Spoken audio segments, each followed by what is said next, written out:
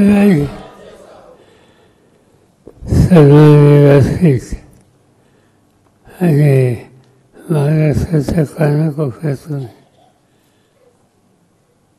विविध क्षेत्रामध्ये काम करणारे आपण सगळे बंधू बहिणी आहोत. मला आनंद आहे यशवंतराव चव्हाण प्रतिष्ठानमध्ये तुम्ही ज्या क्षेत्रात काम करतात तिथली स्थिती, तिथले प्रश्न या संबंधीची मांडणी करण्याच्यासाठी या व्यासपीठाचा आपण उपयोग केला. ही संस्थाच अशी आहे की या ठिकाणी वेगवेगळ्या विचारावर सुसंवाद साधण्याची संधी अनेक घटकांना सतत मिळत असते. यशवंतराव चव्हाण हे महाराष्ट्राच्या निर्मितीच्या नंतरचे पहिले मुख्यमंत्री. स्वातंत्र्याच्या चळवळीमध्ये आयुष्याचा उमेदीचा काळ त्यांनी दिला आणि स्वातंत्र्य मिळाल्याच्या नंतर त्या स्वातंत्र्याचा अर्थ लोकांचं जीवन बदलण्याच्यामध्ये प्रत्यक्षपणाने जाणवला पाहिजे यासाठी अखंड प्रयत्न करणारं असं ते नेतृत्व होतं. त्यांची पार्श्वभूमी तुमच्यासारखीच अतिशय सामान्य कुटुंबाची होती.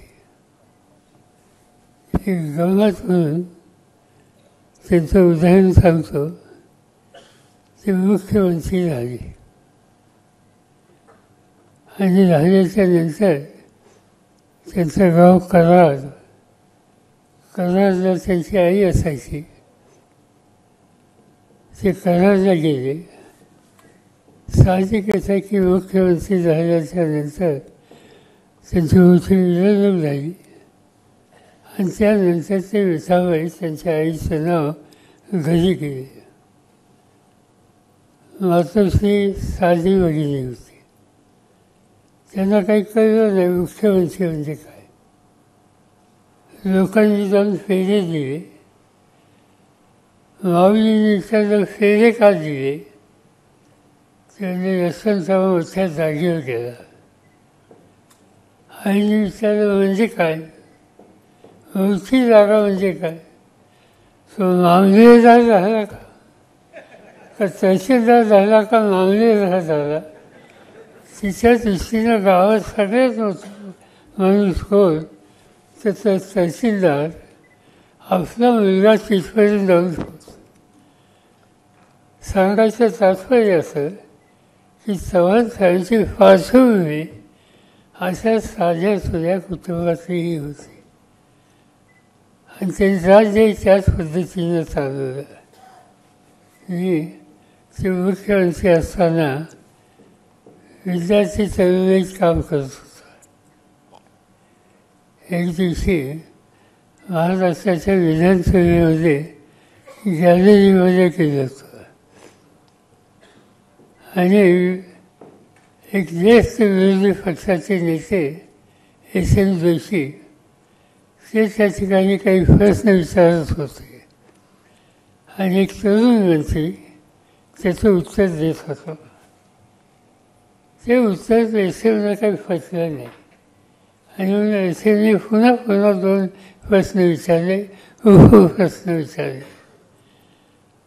तो तरुण मंत्री जो होता, मी नाव घेत नाही त्याचं, त्यांनी सांगितलं अध्यक्षांना की आत्तापर्यंत 3दा मी यांचं उत्तर दिलं पण यांच्या डोक्यात फिरताना मी काय करू. यशवंतराव हजर होते. पटकन उठले. सभागृहाची माफी मागितली.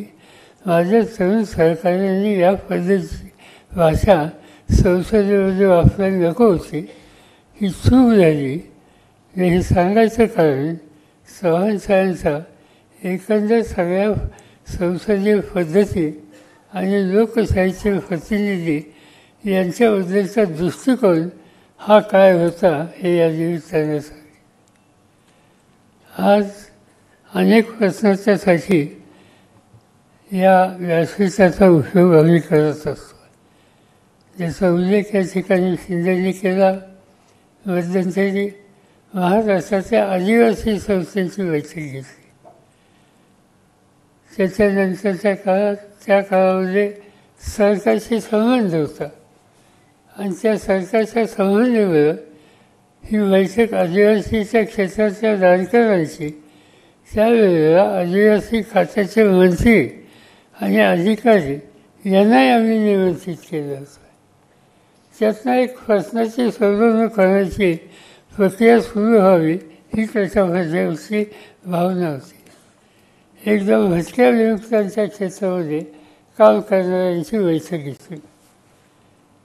NGOची बैठक यापूर्वी घेतली, आधी होणार होती.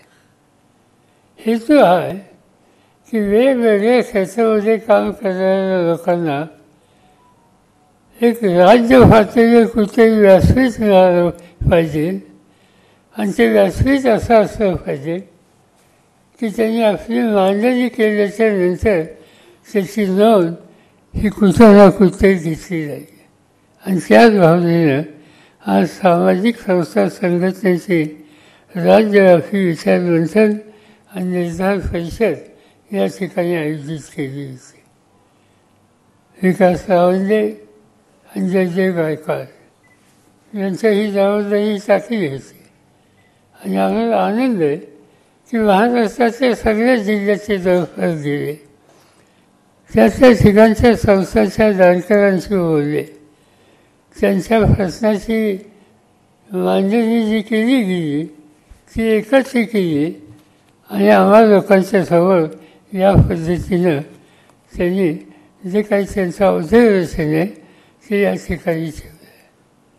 आमचा प्रयत्न हा राहील की सरकार कुणाचंही असो, पण रास्त प्रश्न लोकांचे जे असतील आणि विशेषतः समाजाच्या लहान घटकांची असतील ते पोचवणं, मग केंद्र सरकार असेल, राज्य सरकार असेल, त्यांच्याकडेही पोचवण्याची काळजी संस्थेच्या वतीने घेतली जाईल.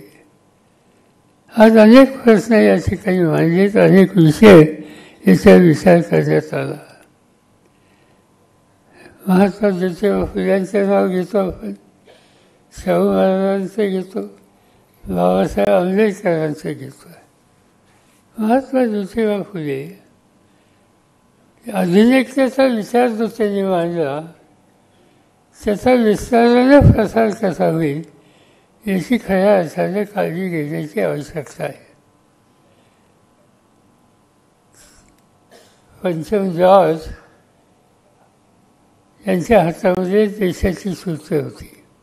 इंग्रजांचं राज्य होतं आणि पंचम जॉर्ज पहिल्यांदा हिंदुस्थानामध्ये येणार होतं. त्यांच्या स्वागताच्यासाठी इंडिया गेट बांधलं. आपण इथे जी गेटवे ऑफ इंडिया म्हणतो ती जी कमान आहे ती पंचम जॉर्जच्या स्वागतासाठीच्या काळात राज्यकर्त्यांनी बांधली. त्यांचं जहाज आलं, समुद्रात त्या ठिकाणी थांबलं. सगळे अधिकारी लष्कराचे, पोलिसाचे आजूबाजूला होते. पंचम जॉर्ज उतरला जहाजातनं आणि निघाला त्या गेटमध्ये झाला. साहजिकच सगळे वरिष्ठ अधिकारी काय सलाम विराम त्यांचं काय असेल ते झालं आणि एका कोपऱ्यामध्ये एक फागोटं बांधणारा, धोतर नेसणारा एक माणूस उभा होता, हातात कागद घेऊन. आणि तो कागद घेऊन उभा राहिला. पंचम जॉर्ज पुढे येत असताना तो कागद घेऊन उभा राहिलेला माणूस पुढे यायचा प्रयत्न करत होता, पण पोलीस काय त्याच्या अलाव करत नव्हते. ते पंचम जॉर्जच्या लक्षात आलं आणि त्यांनी सांगितलं पोलिसांना बाजूला, काय यायचं कागद आहे म्हणजे काय. तो कागद घेतला, तो निवेदन होतं. निवेदन कशाचं होतं, काही प्रश्नांचं होतं. त्यावेळेला दुष्काळ पडला होता मुंबई राज्यामध्ये. आणि दुष्काळामध्ये सरकारने खडी फोडायचं काम लोकांना जगण्याच्यासाठी दिलं होतं. त्या ग्रस्तांनी जे निवेदन दिलं त्याचा पहिला मुद्दा हा होता की खडी फोडण्याची शिक्षा रयतेला तुम्ही देऊ नका. त्याच्याऐवजी थेंब ना थेंब पावसाचा जो पडतो आणि वाहून जातो तो साठवण्याच्यासाठी काही कार्यक्रम हातामध्ये घेता आला तर तो त्या ठिकाणी घ्या की ज्या पाण्याच्या साठेमुळे भूगर्भाची पाण्याची पातळी वाढेल आणि पाण्याची समस्या सोडवता येईल. खडी फोडायची शिक्षा ही लोकांना देऊ नका. दुसरी मागणी त्याच्यामध्ये होती की हा काम करणारा दुष्काळाचा माणूस शेतकरी आहे. निवड शेती एकच शेतीने त्याचं जगणं होत नाही. त्यासाठी जोडधंद्याची धंदा आवश्यक आहे. आणि जोडधंदा जर करायचा असेल तर गाईच्या दुधाचा धंदा हा त्याचा जोडधंदा होऊ शकतो. पण फिर्या तीच गाई आणि तोच वधू त्यापासून झालेली नवीन पैदास ही उत्तम दर्जाची होत नाही. आणि त्यासाठी विदेशातून वळू पाठवा आणि नवीन जात तयार करण्याच्यासाठी इथे कार्यक्रम करा की जेणेकरून संकरित वाहन या देशामध्ये उपलब्ध होईल आणि शेतकऱ्याला दुधाचं उत्पादन वाढू शकेल. मी सांगतो याच्यासाठी की त्या ग्रस्ताचं नाव ज्योतिबा फुले. हे महात्मा ज्योतिबा फुलेंच्या या मागण्या आणि त्या महात्मा ज्योतिबा फुलेंच्या मागण्यामध्ये आधुनिकता होती. त्यांनी ज्या ज्या गोष्टी सांगितल्या त्या जुन्या फुलतात अशा कुठल्या कल्पना हे त्यांनी सांगितलं नाही.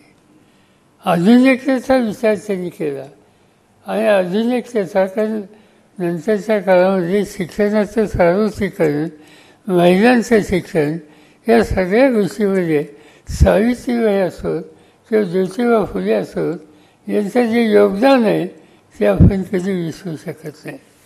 आणि ही आधुनिकता ही जाणीवपूर्वक वर्धित न राहू याची खबरदारी त्यांनी घेतली होती. आम्ही नेहमी सांगतो हा फुले आंबेडकर शाहू यांचं राज्य आहे.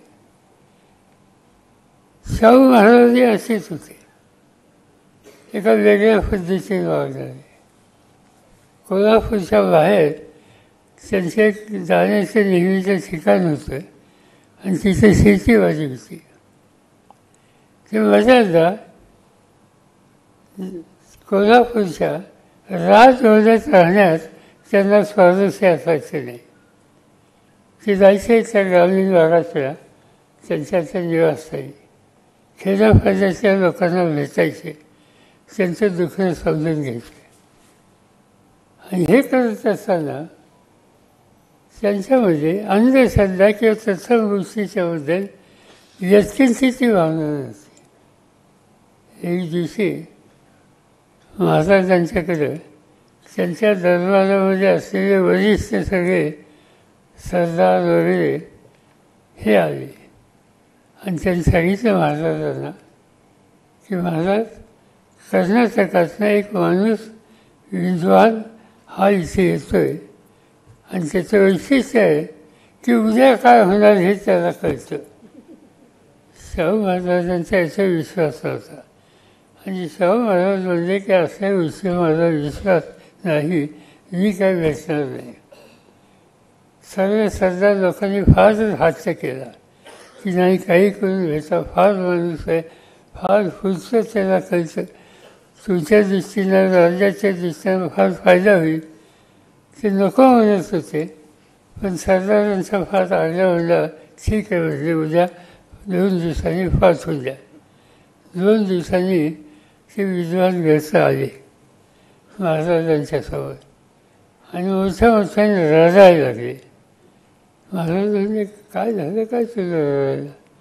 अहो म्हणजे मी आलो तुमच्या सीमेवर, तुमच्या सैनिकांनी मला पकडलं, तुरुंगात टाकलं, 2 दिवस जेवण दिलं नाही, मला प्रश्न विचारले, मी उत्तर दिलं नाही, म्हणून मला ठोकलं म्हणजे ते असं वाईट झालं. म्हणजे कशासाठी तुम्ही आला? सरदार होते तिथं तेवढ्या साहेब यांना पुढचं कळतं म्हणून आले. मग त्यांनी प्रश्न विचारला त्या कर्नाटकातल्या आलेल्या माणसाने की मला उद्याच्या काय होणार नाही सांगणार. 2 दिवसापूर्वी तुला कळलं नाही, तुझं काय झालं त्याचं काही नाही. ते खुलसच कल्पना या आम्हा लोकांच्या समोर मांडू नका. आधुनिकतेचा विचार हा कधी सोडू नका. हे सूत्र शाहू महाराजांनी या पद्धतीने सांगितलं. आणि म्हणून फुले आंबेडकर हे नाव आपण घेतो. बाबासाहेब आंबेडकर म्हणल्याच्या नंतर सगळ्यांच्या मुखातून एक गोष्ट येते, संविधान. आणि खरं आहे, संविधानाच्या निर्मितीमध्ये त्यांचं योगदान हा या देशाचा ऐतिहासिक भागाचा एक हिस्सा ऐतिहासिक आपण नाही होईल. पण दुसऱ्या काही गोष्टी आहेत त्याची नोंद खूप वेळेला आपण घेत नाही. मी 10 वर्षे देशाचा शेतीमंत्री होतो. महाराष्ट्राची मी शेतीमंत्री होतो. महत्त्वाचा शेतीचा प्रश्न पाणी. शेतीचा दुसरा प्रश्न वीज. आता हा पाण्याचा प्रश्न कसा सोडवायचा आणि परवडणाऱ्या अशा दराने वीज कशी करायची हा प्रश्न देशाच्या समोर त्या काळात होता. स्वातंत्र्य मिळालं नव्हतं, इंग्रजांचं राज्य होतं आणि एक सरकार स्थानिक त्या वेळेला इंग्रजांच्या संमतीने बनलं होतं. त्या सरकारमध्ये बाबासाहेब मंत्री होते, वॉटर रिसोर्सेस आणि पॉवर, जल विद्युत निर्मिती हा त्यांचा विषय होता. त्याच्याशिवाय कामगार खातं होतं त्यांच्याकडं, लॉ डिपार्टमेंट होतं. पण मी सांगतो मुद्दाम याच्यासाठी की वॉटर रिसोर्सेस आणि पॉवर या 2 गोष्टीचं मूलभूत काम बाबासाहेबांनी या देशात केलं. अनेकांना माहिती नाही की या देशाचं सगळ्यात मोठं धरण भाकरा नांदगड, पंजाब हरियाणाला. आज पंजाब आणि हरियाणाची 90% पेक्षा जास्त शेती ही वागायचे त्याचं कारण ते धरण. आणि त्या धरणाचा निर्णय हा बाबासाहेबांनी घेतलेला होता. ते तिथं थांबले नाही. धरण बांधून नुसतं वीज करून चालणार नाही, धरणातून पडणाऱ्या पाण्यातून वीजही करता येईल. शेती करून चालणार नाही, वीजही करता येईल. आणि ती वीज तयार होत असेल तर एवढ्या मोठ्या धरणाची इतकी वीज करायची काय एका पंजाबला. या ठिकाणी वीज नाही त्या ठिकाणी कसं वीज पोचवता येईल. आणि त्याच्यासाठी ट्रान्समिशन कॉर्पोरेशन म्हणजे वीज एका गावची दुसऱ्या गावात किंवा दुसऱ्या राज्यात पोचवण्याच्या संबंधीची व्यवस्था असलेलं महामंडळ हे सूत्र बाबासाहेबांनी मांडलं. आणि या देशात विजेचा प्रसार हा अनेक खेड्यापाड्यात व्हायची पार्श्वभूमी ही बाबासाहेबांनी तयार केली होती. याचा अर्थ हा की बाबासाहेबांची दृष्टी ही आधुनिकतेचा पुरस्कार करणारी आणि कृतीमध्ये आणणारी होती. आणि ते एकटं भाकरा धनगर नाही, दक्षिणेमध्ये आंध्रामध्ये दामोदर व्हॅली कॉर्पोरेशन नावाचं मोठं बंद आहे. त्या ठिकाणी अशाच प्रकारचं धरण आहे. त्याचा निर्णयसुद्धा बाबासाहेबांनी घेतला. या देशामध्ये कामगारांच्या संबंधीचे कायदे त्या काळात नव्हते. त्या कामगारांच्या कायद्याची मुहूर्तमुहूर्त बाबासाहेबच्या खात्याची मंत्री असताना स्वातंत्र्याच्या आधी त्यांनी केली. या गोष्टी मी सांगतो याच्यासाठी की फुले आंबेडकर किंवा शाहूराजे हे सगळे आधुनिकतेचा पुरस्कार करून देशाच्या जनतेचे जीवन बदलण्यासाठी प्रयत्नांची पराकाष्ठा करणारे होते. मला आनंद एका गोष्टीचा आहे, अशाच कामात छोट्या का होईना, अगदी गावात का होईना, स्वयंसेवी संस्थेच्या माध्यमातून आज तुम्ही अशाच प्रकारची कामगिरी करताय. माझ्या मते हे तुमचं काम समाजाच्या देशाच्या दृष्टीनं अत्यंत महत्त्वाचं आहे आणि त्याच्यासाठी चव्हाण प्रतिष्ठान तुमच्या पाठीशी सातत्यानं उभं राहू शकेल. आज तुमच्या या सगळ्या बैठकीमध्ये आणि विशेषतः लावंदे आणि जयदेव गायकवाड हे तुमच्या जिल्ह्यात जाऊन आले आणि तुम्हाला लोकांशी तुमच्या सहकाऱ्यांशी जो काही सुसंवाद साधला त्यात काही प्रश्न उभे केले त्याची नोंद त्यांनी आत्ता मला दिली. अनेक गोष्टी आहेत. शेतीमालाच्या किमतीचा प्रश्न लोकांनी मांडला, सोयाबीनचा प्रश्न मांडला, कापसाचा प्रश्न मांडला, उत्पादन खर्चाचा विचार करून त्याच्यात लक्ष घालण्याच्या संबंधीची मागणी करतायत. हा आग्रह माझ्या मते त्यासाठी प्रयत्न करावे लागतील. सरकारला सांगावं लागेल. पहिल्यासारखी स्थिती आता नाही. जनरली या देशाची बरीचशी गरज भागवण्याची ताकद आज या देशाच्या शेतकऱ्यांच्या घामात आहे, त्यांच्या कष्टात आहे. फक्त एकच आहे, त्याच्या घामाची किंमत त्याला चांगली मिळाली पाहिजे हा त्यांचा आग्रह आहे. आणि ती गोष्ट त्याचा पुरस्कार त्याच्यासाठी प्रयत्नांची भूमिका ही आपण सगळ्यांनी ही करण्याच्या मुद्द्याची गरज आहे. आणि अनेक अशा गोष्टी आहेत. आता भोजेचा प्रश्न मांडला, आदिवासींचा प्रश्न मांडत असताना एक गोष्ट त्याची या ठिकाणी मांडण्यात आली.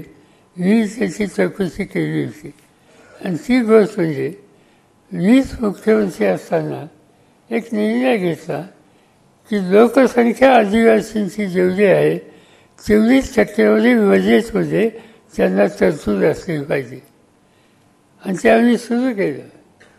अलीकडे त्याच्यात काही बदल झाला असं म्हणतात.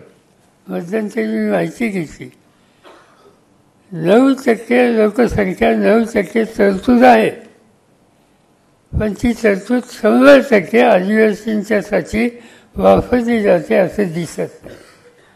मग दाखवलं काय जात आहे. तुम्ही बघा, महाराष्ट्राची बहुतेक धरणं जी आहेत ज्या ठिकाणी आदिवासींचं वास्तव्य आहे त्या ठिकाणी धरण आहेत. मग ते धरण बांधायचं असेल, तिथला रस्ता करायचा असेल, तिथं कमतरता विकासाची जी आहे ती करायची असेल तर त्यासाठी जी गुंतवणूक केली जाते ती आदिवासी राहतात त्या ठिकाणचं धरण आहे आणि त्यामुळं ती रक्कमसुद्धा त्या 9% दाखवली जाते. ही फरगट एकाच दृष्टीनं त्या भागातल्या या आदिवासींची आहे आणि म्हणून याबद्दलचा प्रश्न या ठिकाणी मांडला.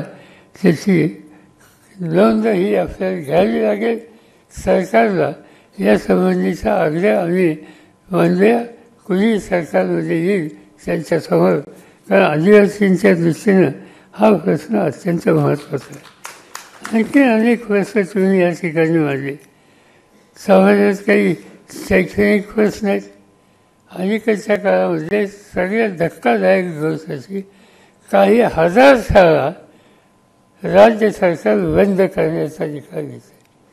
शाळा बंद करणं याचा अर्थ पुढची पिढी ही उद्ध्वस्त करण्याच्या दृष्टीनं पावलं जातं आणि त्यामुळे सरकार कुणाचं येऊया या शिक्षण पद्धतीमध्ये काही नवीन सूत्र मांडून मूलभूत अधिकाराच्यापासून नव्या पिढीला शिक्षणाच्या क्षेत्रात आपण वंचित करत असू तर ही गोष्ट महाराष्ट्राच्या देशाच्या हिताची नाही आणि त्यासाठी आपल्याला सामूहिक प्रयत्न हे करावेच लागतील.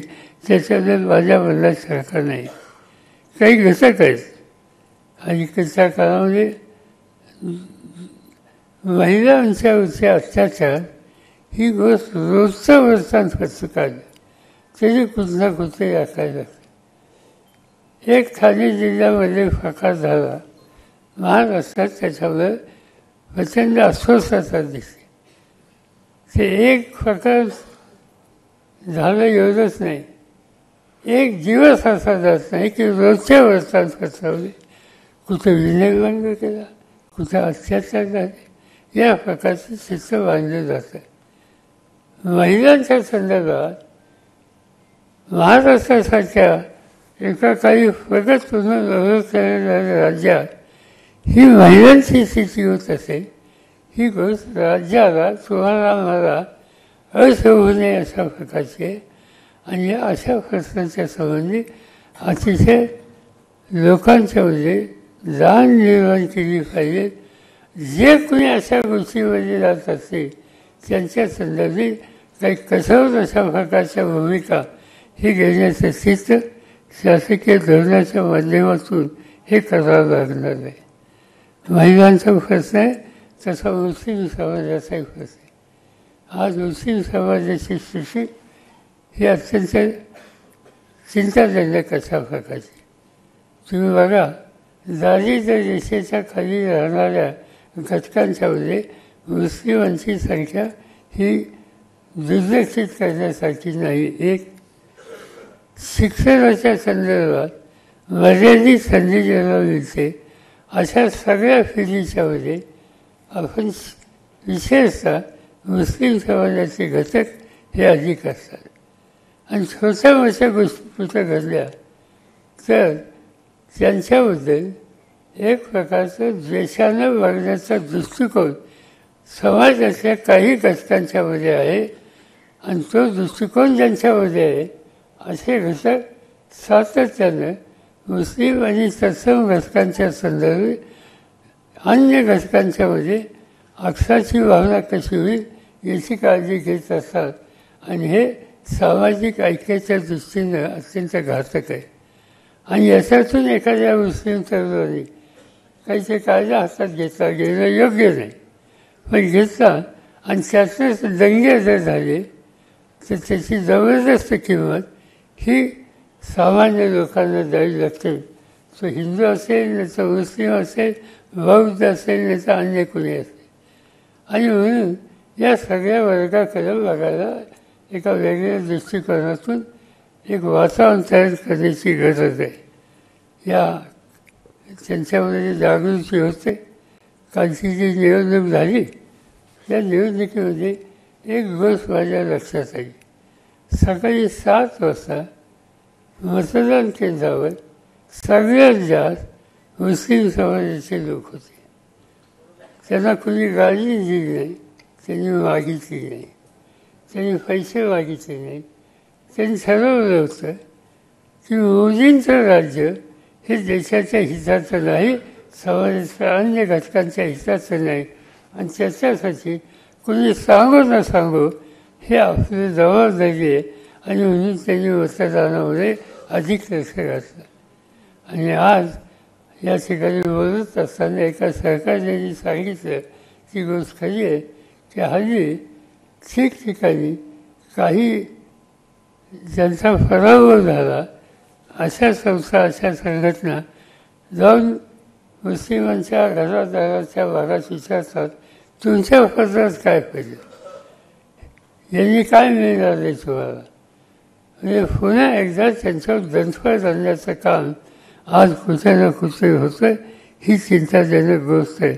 आणि त्याचा विचार आपल्याला करायचा. याचा अर्थ या सगळ्या वर्गाला बाकीचा सगळा घटक आणि धैर्य आम्ही त्यांच्या पाठीशी आहोत हा आत्मविश्वास त्यांना वाढेल अशा पद्धतीचं काम ही करण्याची गरज आहे. ते वातावरण करण्याची आवश्यकता आहे. आज काही गोष्टी घडतात. गेले 2-3 दिवस महाराष्ट्रामध्ये शिवाजी महाराजांचा पुतळा मालवणचा त्याच्यातून काही गोष्टी झाल्या. आज हे कशाचं घडलं? हे घडलं त्याचा स्वच्छ अर्थ की हे काम करण्याची जबाबदारी ज्यांच्यावर होती, त्या कामाचा दर्जा जो असायच्याबद्दलची अपेक्षा होती त्याची पूर्तता झाली नाही. आणि मुख्यमंत्र्यांनी सांगितलं, अन्य लोकांनी सांगितलं की अमुक 56 किलोमीटर वेगानं वारा आला, त्या वाऱ्याने पुतळा पडला. आज या ठिकाणी इंडिया गेटला शिवाजी महाराजांचा पुतळा आहे. माझ्या मते तो काहीतरी 1907 साली झाला. समुद्र समोर आहे, तिथेही वारा आहे. इतक्या वर्षात तो पुतळ्याला काही झालं नाही. शिवाजी पार्क, तिथं छत्रपतींचा पुतळा आहे. पाठीमागं समुद्र आहे, तिथं वाद आहे. तिथं पुतळ्याला काही झालं नाही. नेमकं इथंच कसं झालं? याचा अर्थ त्या कामाचा दर्जा हा योग्य नव्हता किंवा ज्याला काम दिलं तो त्यांच्यात त्याची कुवत तेवढी नव्हती, तेवढा अनुभव. पण घाईघाईने केलं गेलं का?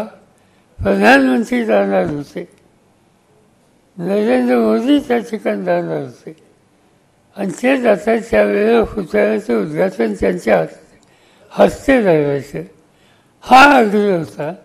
त्या आग्रहीपोटी त्या पुतळ्याच्या संबंधीची कामाच्या क्वालिटी, त्याचं ठिकाण आणि ते करण्याच्याबद्दलचा अनुभव या सगळ्या गोष्टीचा विचार न करता या सगळ्या गोष्टी उभ्या केल्या गेल्या आणि शेवटी आज काय घडलं हे तुम्ही मी सगळेजण या ठिकाणी पाहतो आहोत. याचा अर्थ हा आहे की आजचं सरकार हे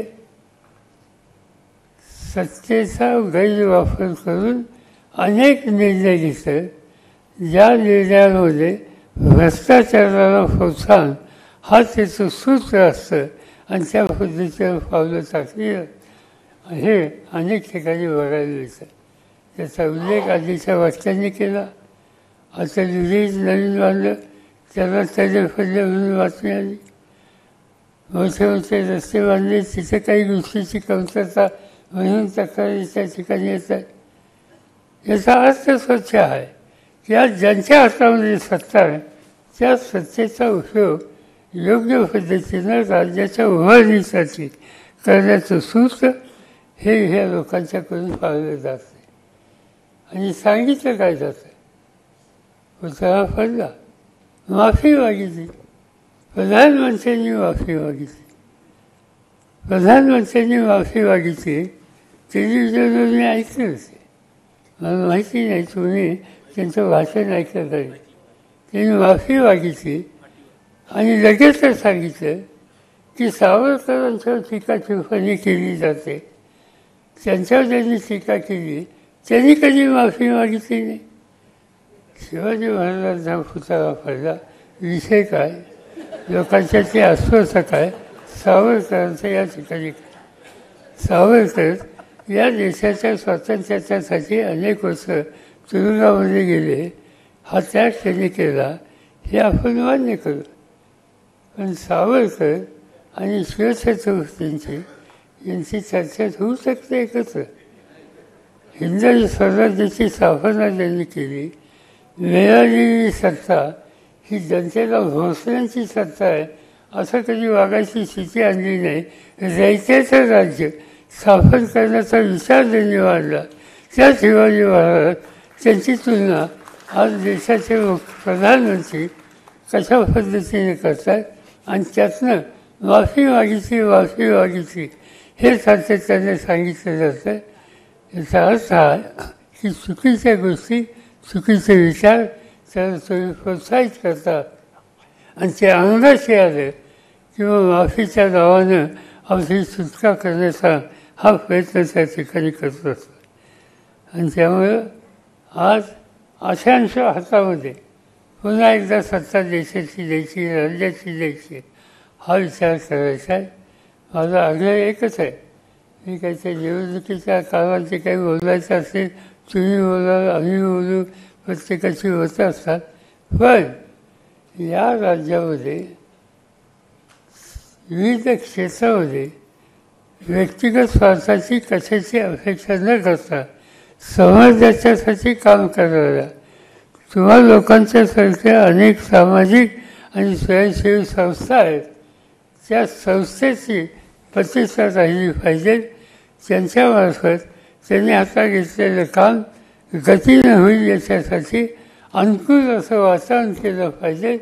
आणि कुठं त्यांना अडचणीचे दिवस आले, संकटाचे दिवस आले तर बाकीच्या अन्य घटकांनी त्यांच्या पाठीशी उभं राहून त्यांच्या कामाला अखंड प्रोत्साहित केलं पाहिजे. हाच या सगळ्या आजच्या या परिषदेच्या संबंधीचा हेतू होता. हे या ठिकाणी दिलं आणि त्याला तुम्हा लोकांच्याकडून अनेक उत्तम सूचना आलेल्या आहेत.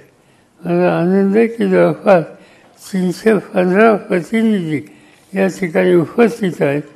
अनेक प्रकारचे प्रश्न जे लोक सोडतात त्याच्या संबंधीची मांडणी तुम्ही लोकांनी या ठिकाणी केली. नवीन काही कायदे करावेत त्या संबंधीचा अगदी भूमिका या ठिकाणी मांडली. आता उदाहरणार्थ मानव इथं बोलले जादूटोणा विरोधी कायदा, सामाजिक बहिष्कार विरोधी कायदा ह्या संसदेमध्ये मांडण्यासाठी आग्रह करावा वगैरे वगैरे अशा अनेक सूचना या ठिकाणी केलेल्या आहेत. मी एवढं सांगू इच्छितो, आत्ता यावेळेला तुम्हा लोकांच्या प्रयत्नानं महाराष्ट्राचे आज आम्ही 30-31 जण हे जवळपास एका विचाराचे देशाच्या पार्लमेंटमध्ये आहोत. आणि या सगळ्या 30-31 जणांची आम्ही पद्धत ठेवली. कालची त्यांची निवडणूक झाली, त्यांची शपथ झाल्याच्या नंतर माझ्या निवासस्थानी बोलून इथून पुढं महाराष्ट्रातल्या जनतेच्या संस्थेचे जे जे महत्त्वाचे प्रश्न आहेत ते आणि आपण याच्याशी सुसंवाद ठेवला पाहिजे. आणि त्या प्रश्नांची मांडणी संसदेमध्ये करायची संधी मिळाली तर त्याचा पुरेपूर लाभ आपण घेऊन या क्षेत्रात काम करणाऱ्या आपल्या सहकार्यांना आपण सहकार्य आणि शक्ती आणि साथ देऊया अशा प्रकारची चर्चा आम्ही लोकांनी केली आणि कामाला सुरुवात केली. मला आनंद आहे की आता माझ्याच पक्षाचे 8 लोक निवडून आले. त्याचे सुफिया शोधले आणि डॉक्टर कोल्हे शोधले तर सगळे नवीन आहेत. पण मला आनंद आहे की यावेळेच्या पार्लमेंटमध्ये प्रत्येकजण बोलला, अनेक प्रश्न त्या ठिकाणी मांडले. एक जे अनेकांना असं वाटतं की भाषेचा प्रश्न, पार्लमेंटमध्ये आम्ही त्यांना सांगितलं की तुम्ही मराठीत बोलू शकता, तुमच्या भाषेचं लगेचच तासात भाषांतर होतं, ते कळतं. आणि त्याचा परिणाम हा झाला की महाराष्ट्रातनं आलेल्या आमच्या सगळ्या नव्या सदस्यांनी महाराष्ट्राच्या प्रश्नाची मांडणी या पहिल्या सदनामध्ये चांगल्या दृष्टीने केली. ते आमच्याकडून सतत केलं जाईल. आणि विशेषतः तुम्हा लोकांच्या या प्रश्नाच्यासाठी चव्हाण सेंटरला असा काही विभाग आहेत, पण आणखीन आम्ही एकदा बसून संसदेमध्ये आणि विधिमंडळामध्ये काही प्रश्न उपस्थित करायचे असतील तर ते कुठं पाठवावेत याचा एक विभाग हा चव्हाण सेंटरला आम्ही सुरू करू आणि तुमच्याशी कायम दाखवत राहील याची काळजी घेऊ. एवढंच या ठिकाणी सांगतो. मोठ्या संख्येने तुम्ही आलात, भाग घेतलात, त्याबद्दल तुम्हाला सर्वांना धन्यवाद देतो. माझे 2 शब्द संपवतो. एबीपी माझा, उघडा डोळे बघा नीट.